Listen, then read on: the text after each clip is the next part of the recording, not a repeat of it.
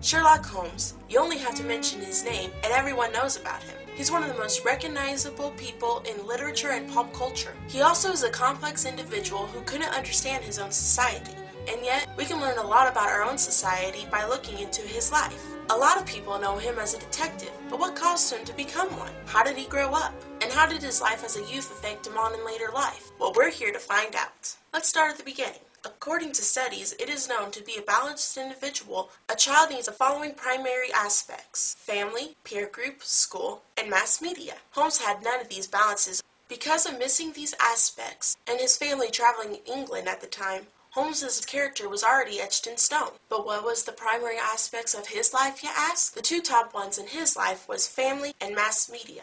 In family, Holmes grew very close to his elder brother, Mycroft, who taught him deductive reasoning when he was very small, and also mass media. Because his family traveled in England a lot when he was little, he learned vast information about England. The other two, though, was very lacking. Peer group? No. Holmes knew nothing about ordinary friendships because of their travels. And school? He only had 3 years of ordinary schooling. But that didn't stop Holmes from learning. Holmes grew up logically, for his father was very strict and disapproved of imagination. His father believed that nothing can be learned by the heart, which encouraged Holmes' logical ways. Therefore, Holmes believed that your head knowledge is more important than your heart knowledge. His father also believed that every child's mind is like a clean slate, which could be fated by whatever the parents desired. His father wanted him to become an engineer, and forced him to work very hard to achieve these goals. Growing up with these conditions had a very hard effect on Holmes. As a young man and throughout his early travels, he never had an appeal to women like other men, due to lack of exposure to them, and therefore he believed that they were to be subservient to men.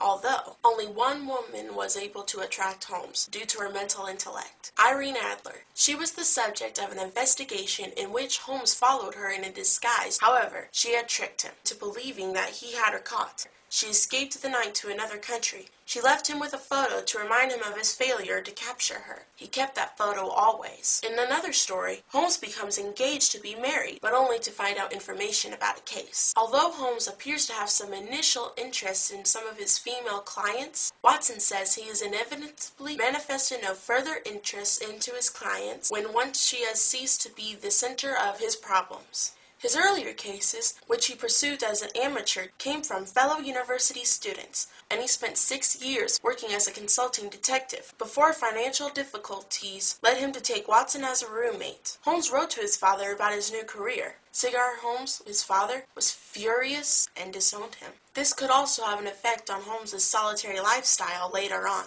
According to the Ronald Azira articles, people can be lonely because their passion can be all-consuming, which would leave no room for other people. Loneliness could be by choice, or was forced upon a person. In Holmes's case, whether it was forced upon him or whether of his choice to live in solitude is anyone's guess. But now he had a new mentor, Watson. He became Holmes's anti-drug. Early on, Holmes occasionally used addictive drugs, especially when lacking stimulating cases. Watson disapproved of this, and plenty of other self-hurting methods that Holmes would take part of. But why did he do this? My mind rebels at stagnation.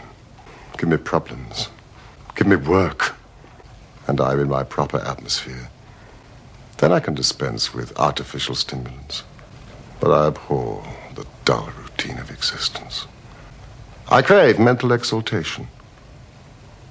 According to sociological terms, Holmes was so work-oriented that he couldn't live without a mental stimulant. But Holmes slowly figured out that Watson really cared for him as a person, rather than another intrusive part of his lifestyle. Another odd thing about him is that sometimes Holmes would not accept cases. He was very egotistical and only took cases if they could prove worthy of his mental intellect, and he wanted to control all of his work. Because of his logical manner, Holmes could be described as a rude person, but Watson was the first one to discover him as the eccentric, logical man Holmes truly was. Holmes also had a mental equal, who was the leader of an organization of crime, Professor Moriarty. Constantly, Holmes would try to defeat him, but he would barely escape. Normally, Holmes would just figure out another plan to capture the criminal, and he took these plans to an extreme with Moriarty. Holmes lured him away from the country so they could fight to the death on top of a waterfall in Switzerland. Then, Holmes ran off so everyone would believe he's dead. That way, he could capture all of Moriarty's followers. This went on for 3 years. Why would he do that? Well, Moriarty was a reminder to Holmes of what he could have turned out to be,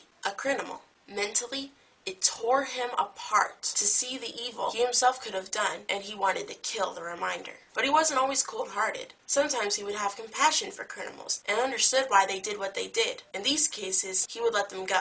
Also, during his disappearance, he took more interest in people and how they thought. Now, while he hunted down Moriarty's followers, he got to see the world through other people's eyes. He learned a lot about people, and it changed him. When he returned back to London from the dead, Watson noticed that Holmes perceived people as human beings rather than just their problems, which could not have happened unless Holmes had a change of heart. He was a detective for the justice of people, and it kept his mind busy from sheer boredom. It was hard to determine whether detective work was out of passion or for the whimsical enjoyment it brought him. Holmes's emotional state and mental health has been a topic of analysis for decades. Many readers and literary experts have suggested Holmes showed signs of manic depression psychosis. The detective's isolation and general distress of women is said to suggest desire to escape, which could also be another reason why he escaped the world for 3 years. Sherlock Holmes. He wasn't emotional, but he could be kind. He wasn't heartless, but his intellect blocked him of being perceived as normal.